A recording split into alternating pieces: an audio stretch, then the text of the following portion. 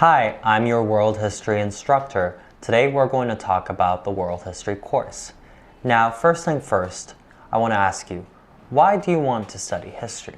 Well, if someone asks me that, I would probably answer because the past is related to the present, and the present would probably relate to the future. Now, when we're talking about world history, we are talking about a time frame from 4 million BC up to 2000. And that's a long time frame, I know. So it would be hard to imagine that a student would be able to memorize each specific date and individuals. So we're going to learn about world history in big context and big themes. Now, in a nutshell, there are 8 units in the world history course. The first, beginnings of civilizations. The second, new direction in government and society. The third, an age of exchange and encounter. The fourth, connecting hemispheres. The fifth, absolutism to revolution. The sixth, industrialism and the race for empire. The seventh, the world at war. And the eighth, perspectives on the present. Now, for beginnings of civilization, which is the first unit, we're going to talk about the ancient civilizations. The first, really, people. How people became people. So we're going to talk about that. And that unit, there's no specific physical evidence or record.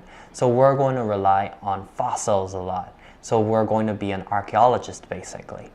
For the second unit, which is new directions in government and society, we're going to talk about how people began to group communities and began to form what we call states and nations and groups, and what problems arose with certain types of government, and what problems caused some civilizations to come to an end. The third unit would be an age of exchange and encounter. That's when the world meets the rest of the world. So the East meets West and the West meets East. That's when people started to trade ideas and goods, not at a large scale, but that's certainly a beginning. The fourth unit would be connecting hemispheres. That's what we're going to talk about, the European Renaissance period and the Age of Exploration, where the Europeans really started to stretch their hands all over the world and put their dominance over the world as well. The fifth unit would be absolutism to revolution. We're going to talk about absolute monarchs and how they were able to achieve that position, and we're also going to talk about the revolutions that took place to remove them and create a more democratic, per se, government.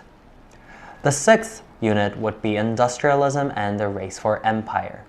In this unit, we're going to talk about the Industrial Revolution and how that changed the world and how we view the world.